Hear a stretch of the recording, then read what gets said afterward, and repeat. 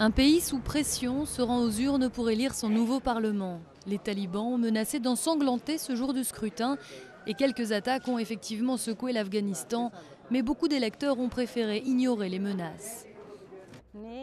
Pourquoi devrions-nous avoir peur? Nous voulons simplement vivre en sécurité pour que les pauvres puissent travailler. Pourquoi devrions-nous avoir peur des talibans? Il n'y a que Dieu que nous devons craindre. Plus que la violence, c'est d'ailleurs la fraude qui inquiète les Afghans. L'an dernier, l'élection présidentielle a été truquée. Une électrice qui préfère rester anonyme a d'ailleurs reçu des propositions de cadeaux en échange de son vote. D'autres évoquent des soucis avec l'encre indélébile censée empêcher de voter plusieurs fois.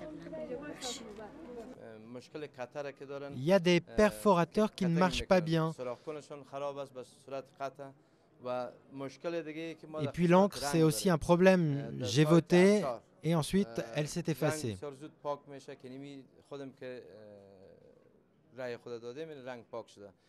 Face à toutes ces irrégularités, le président Hamid Karzai a demandé à ses concitoyens de faire preuve de patience.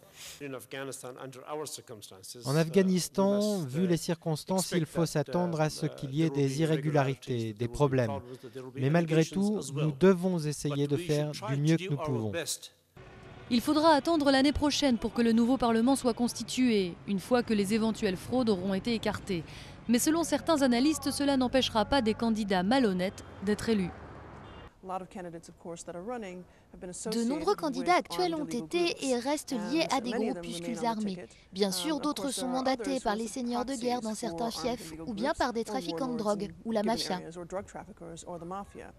Pour le moment, aucun parti ne devance les autres. Les résultats définitifs ne seront pas connus avant le 31 octobre.